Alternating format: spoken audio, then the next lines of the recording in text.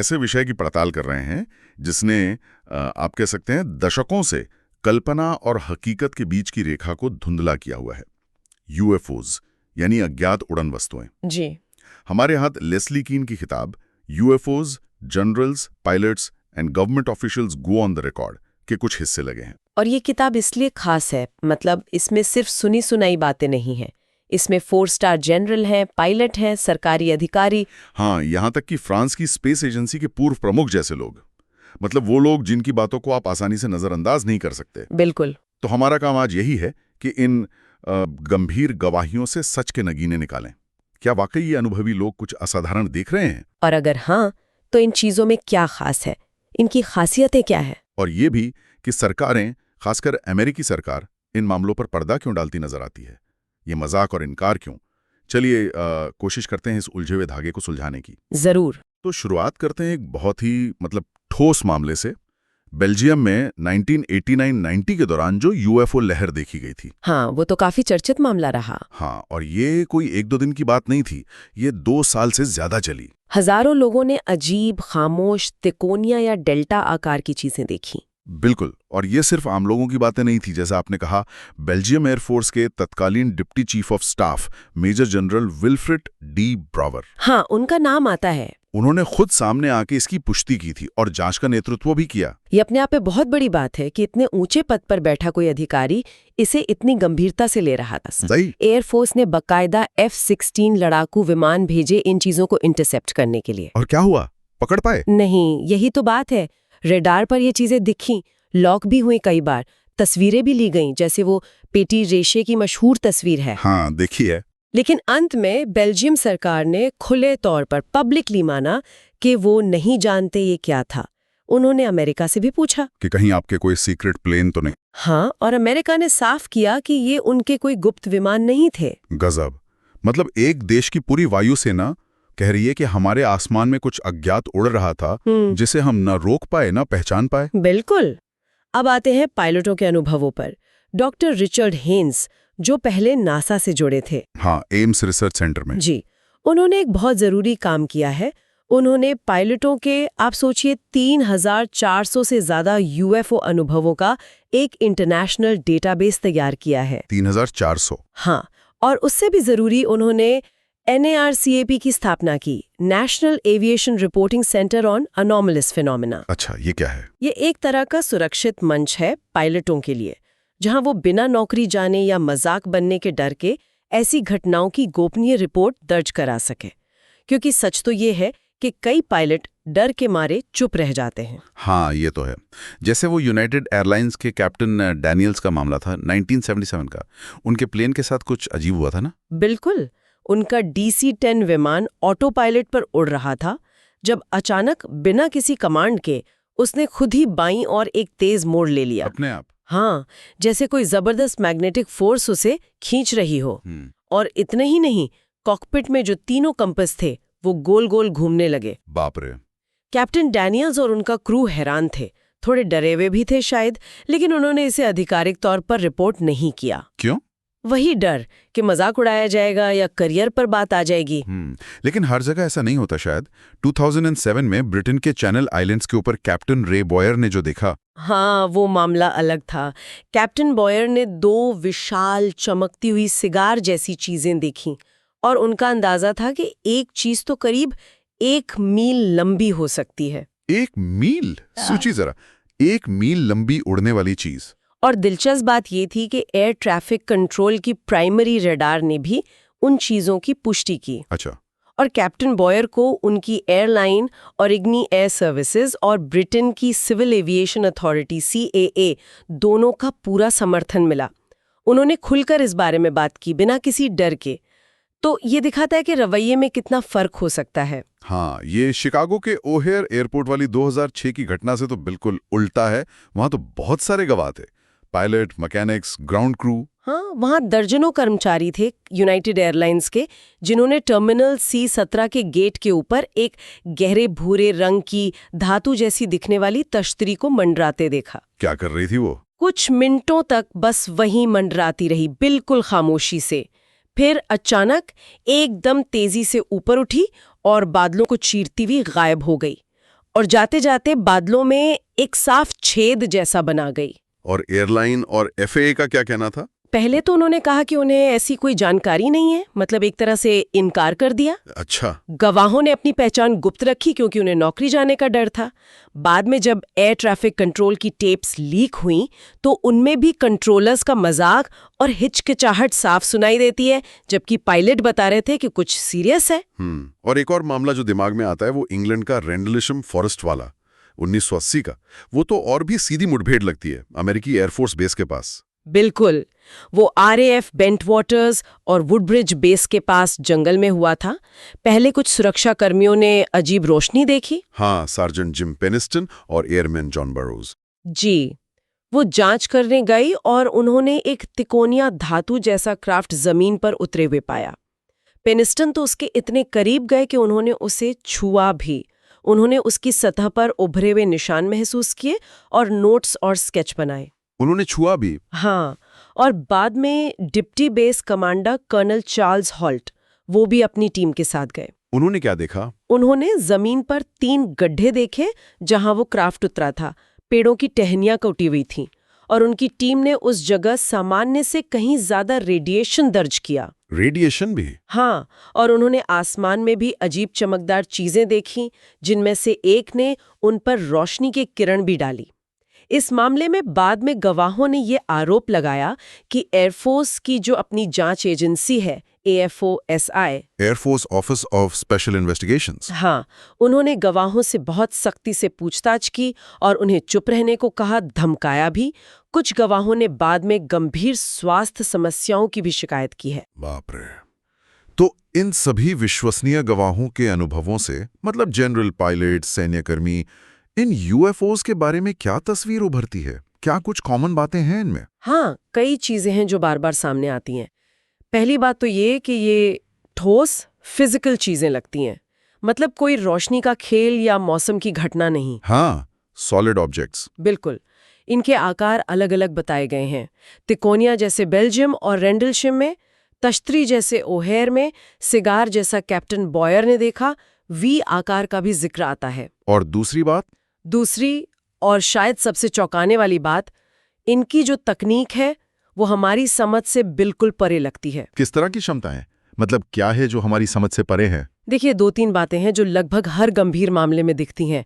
एक, इनकी अविश्वसनीय रफ्तार और कलाबाजियां, मतलब एक्सट्रीम एक्सेलरेशन। हाँ। ये अचानक रुक सकती हैं, समकोण पर मुड़ सकती हैं और पलक झपकते ही गायब हो सकती हैं। ऐसा कुछ जो हमारे बेहतरीन विमान भी नहीं कर सकते, क्योंकि G-फोर्स पायलट को मार डालेगा और विमान टूट जाएगा। ये जैसे गुरुत्वाकर्षण और जड़ता के नियमों को धता बता रही हों। और दूसरी खासियत? इनका लगभग पूरी तरह खामोश होना, चाहे वो धीमी गति से मंडरा रहे हों या तेजी से उड़ रहे हों। बेल्जियम में, रेंडलिशम में, ओहेर में गवाहों ने यही कहा कि कोई आवाज नहीं थी। मतलब बिना आवाज के उड़ना अजीब है। और वो विमानों पर असर डालने वाली बात, इलेक्ट्रोमैग्नेटिक प्रभाव। हाँ, ये भी कई मामलों में रिपोर्ट किया गया है, जैसे हमने कैप्टन डैनियल्स के कंपस की बात की, या 1976 में ईरान के ऊपर एक F-4 जेट के पायलट थे, जनरल जाफरी। हाँ, उनका मामला भी काफी फेमस है। उन्होंने UFO पर मिसाइल लॉक करने की कोशिश की तो उनके हथियार सिस्टम और कम्युनिकेशन जैम हो गए। अच्छा। और पेरू के कमांडेंट ऑस्कर सांता मारिया ने 1980 में अपने सुखोई 22 फाइटर जेट से एक अज्ञात ऑब्जेक्ट पर सैकड़ों गोलियां चलाईं, लेकिन उसका कोई असर नहीं हुआ और फिर वो ऑब्जेक्ट तेजी से ऊपर उठकर उनसे बच निकला। ये घटनाएं बताती हैं कि ये चीजें विमानों के सिस्टम को प्रभावित कर सकती हैं, शायद किसी तरह का एनर्जी फील्ड हो। और क्या ये चीजें किसी तरह की इंटेलिजेंस भी दिखाती हैं? मतलब ऐसा लगता है कि ये सिर्फ बेतरतीब नहीं उड़ रही। कई गवाहियों से तो ऐसा ही लगता है, जैसे लड़ाकू विमानों से बचना ईरान और पेरू के मामलों में ये साफ दिखा। हाँ, वो उनसे बचकर निकल गए। जी, या संकेतों पर प्रतिक्रिया देना, जैसे बेल्जियम में एक किस्सा है कि जब एक जोड़े ने अपनी कार की हेडलाइट फ्लैश की तो तिकोनिया ऑब्जेक्ट ने अपनी लाइटें फ्लैश करके जवाब दिया। सच में? हाँ, और सबसे ज्यादा चिंता पैदा करने वाली बात शायद ये है कि ये अक्सर संवेदनशील जगहों के पास देखी जाती हैं, खासकर परमाणु हथियार जहां रखे हों या परमाणु अड्डे हों। जैसे अमेरिका के लॉस एलामोस नेशनल लेबोरेटरी या मैल्स्ट्रम एयरफोर्स बेस। मैलस्ट्रम में 1967 में एक घटना हुई थी जब एक यूएफओ ऊपर मंडरा रहा था और उसी दौरान नीचे साइलों में रखी कई परमाणु मिसाइलें एक साथ ऑफलाइन हो गईं, निष्क्रिय हो गईं। एक साथ? हाँ, एक साथ। ये सब महज संयोग मानना थोड़ा मुश्किल लगता है। ऐसा लगता है कि इनमें कोई इंटेलिजेंस है जो तय करती है कि कहाँ जाना है, क्या करना है। तो फिर वही सवाल उठता है, अगर इतने ऊंचे पदों पर बैठे लोग, अनुभवी पायलट, सैन्यकर्मी, ये सब देख रहे हैं, रिपोर्ट कर रहे हैं, इनकी क्षमता इतनी असाधारण है, तो सरकारें, खासकर अमेरिकी सरकार, इसे इतनी गंभीरता से क्यों नहीं लेती? या कम से कम पब्लिक में तो ऐसा ही दिखाती है। ये मजाक उड़ाने और पर्दा डालने वाला रवैया क्यों? हाँ, ये वाकई एक बड़ा और कॉम्प्लेक्स सवाल है। एक मुख्य कारण तो है इस विषय से जुड़ा हुआ सामाजिक टैबू या वर्जना, एक हिचक है। मतलब लोग बात करने से कतराते हैं के एटीसी टेप्स में कंट्रोलर कैसे हंस रहे थे, या जब डेनिस कुसिनेच राष्ट्रपति पद के उम्मीदवार थे और उनसे प्रेस कॉन्फ्रेंस में यूएफओ देखने के बारे में पूछा गया तो सारे रिपोर्टर और दर्शक हंस पड़े थे। हाँ, याद है मुझे वो। तो इस माहौल के कारण गवाह, खासकर जिनकी प्रोफेशनल रेप्यूटेशन दांव पर लगी हो, वो चुप रहना ही बेहतर समझते हैं। अमेरिकी सरकार का जो आधिकारिक रवैया है, क्या वो शुरू से ही ऐसा रहा है? हमेशा से खारिज करते आए हैं? नहीं, शुरू में ऐसा नहीं था। 1947 के आसपास जब ये मामले ज्यादा सामने आने लगे, जैसे केनेथ आर्नोल्ड वाला मामला या रॉसवेल की घटना, तो शुरुआती दौर में चिंता थी। लेफ्टिनेंट जनरल नैथन ट्विनिंग का एक क्लासिफाइड मेमो है 1947 का। हाँ, ट्विनिंग मेमो। जिसमें उन्होंने साफ लिखा था कि ये फ्लाइंग डिस्क वास्तविक हैं, कोई भ्रम या मजाक नहीं, और इनकी जांच होनी चाहिए। लेकिन जल्द ही प्रोजेक्ट ब्लू बुक शुरू हुआ। ब्लू बुक तो काफी फेमस है। हाँ, लेकिन कहने को तो ये जांच परियोजना थी, पर इसके जो मुख्य वैज्ञानिक सलाहकार रहे, डॉक्टर जे एलन हाइनेक, उन्होंने बाद में खुद माना कि इसका असली मकसद वैज्ञानिक जांच कम और ज्यादातर मामलों को किसी न किसी तरह समझा बुझाकर, मतलब डिबंक करके रफा दफा करना ज्यादा बन गया था। अच्छा, मतलब जांच का दिखावा? एक तरह से। फिर 1953 में CIA की रॉबर्टसन पैनल रिपोर्ट आई। उस पैनल में कई जाने माने वैज्ञानिक थे, लेकिन उन्होंने सिर्फ कुछ ही दिन मीटिंग की और नतीजा निकाला कि यूएफओ से कोई खतरा नहीं है और जनता की रुचि कम करने के लिए इनका मजाक उड़ाया जाना चाहिए और इन्हें कम महत्व दिया जाना चाहिए। मजाक उड़ाया जाना चाहिए, ये ऑफिशियल रिकमेंडेशन थी? जी हाँ, इस रिपोर्ट ने सरकारी गोपनीयता और इनकार की नीति को और मजबूत कर दिया।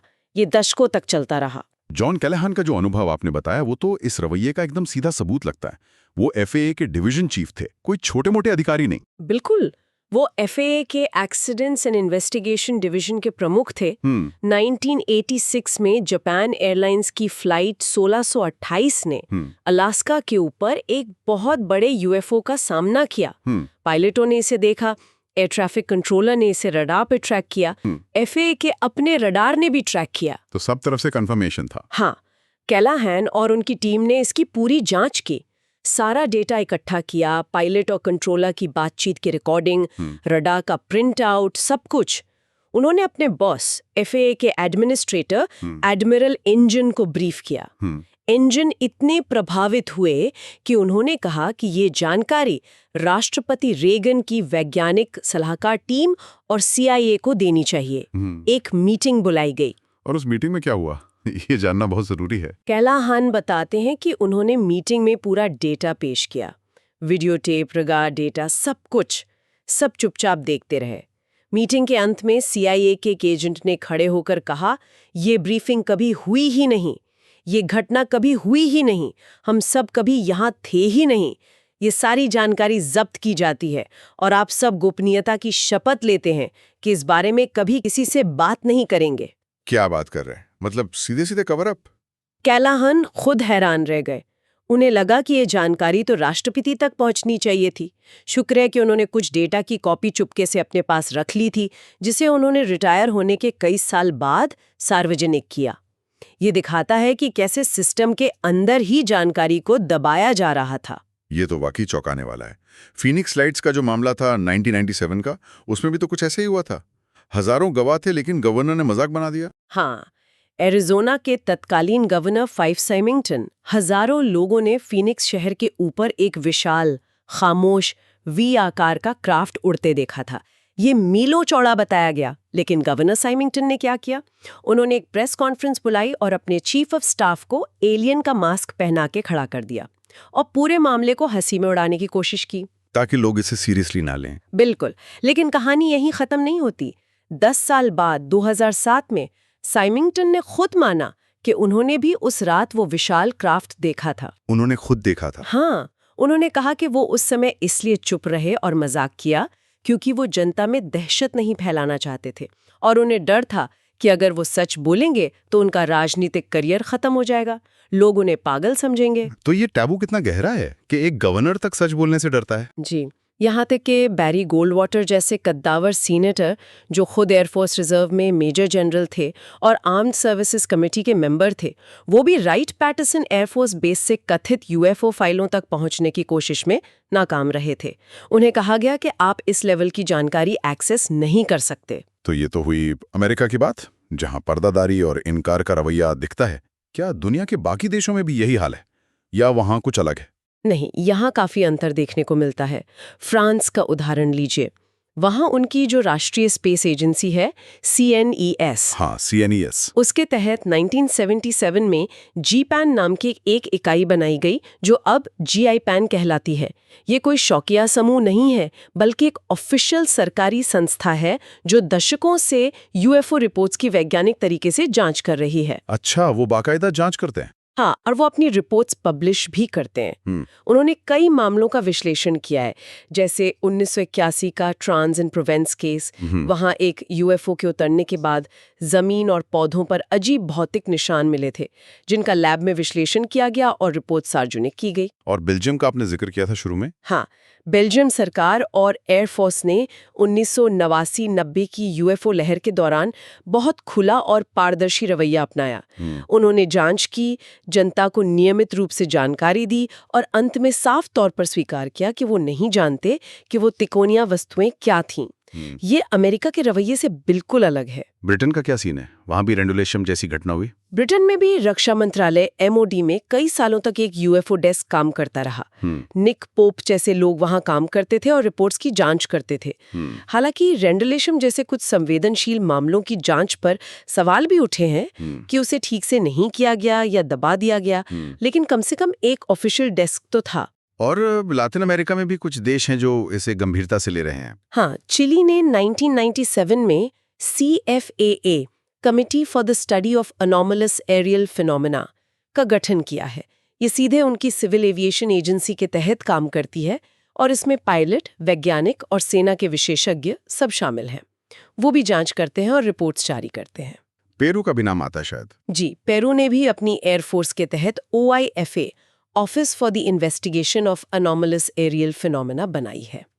और ब्राजील ने तो हाल के सालों में अपनी एयरफोर्स की कई पुरानी गुप्त UFO फाइलें सार्वजनिक कर दी हैं, जैसे 1970 के दशक के ऑपरेशन सॉसर से जुड़ी फाइलें। तो आप देख सकते हैं कि रवैये में काफी विविधता है। अमेरिका का रवैया काफी अलग रहा है।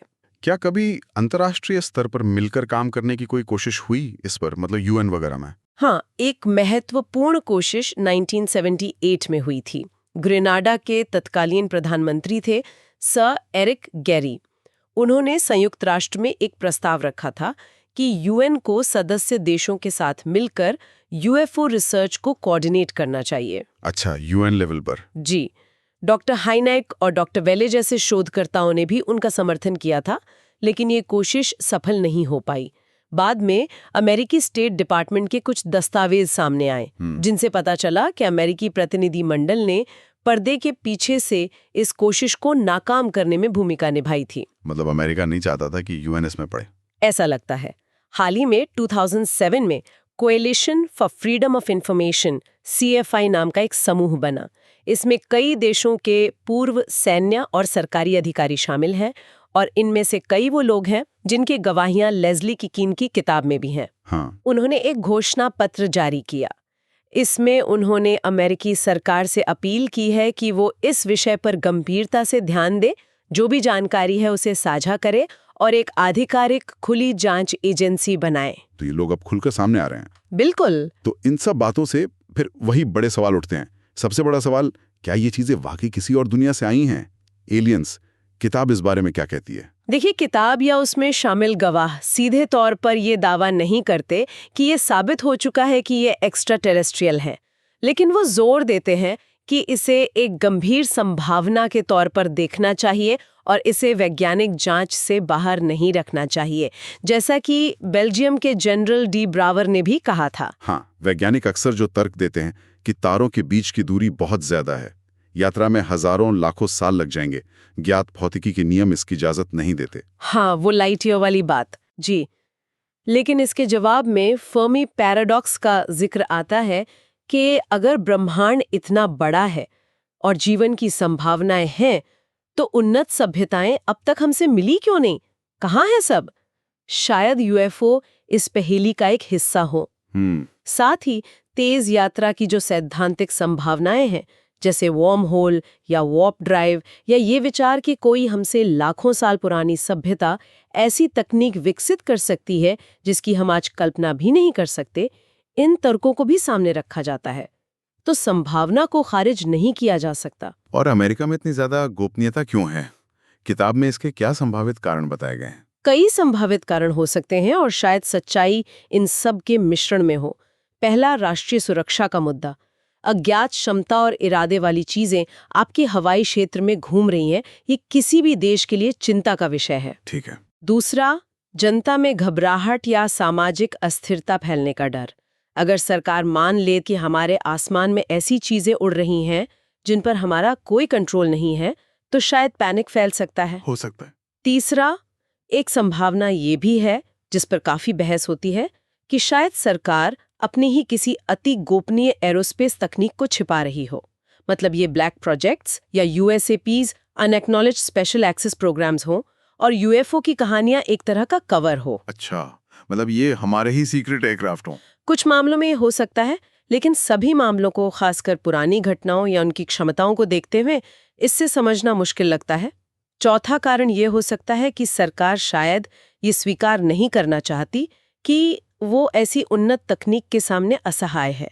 और पांचवा, कुछ शोधकर्ता जानबूझकर गलत सोचना, डिसइंफॉर्मेशन फैलाने की रणनीति की ओर भी इशारा करते हैं, ताकि असली रहस्य और गहरा जाए और लोग कंफ्यूज रहें। तो कई परतें हैं इस गोपनीयता के पीछे।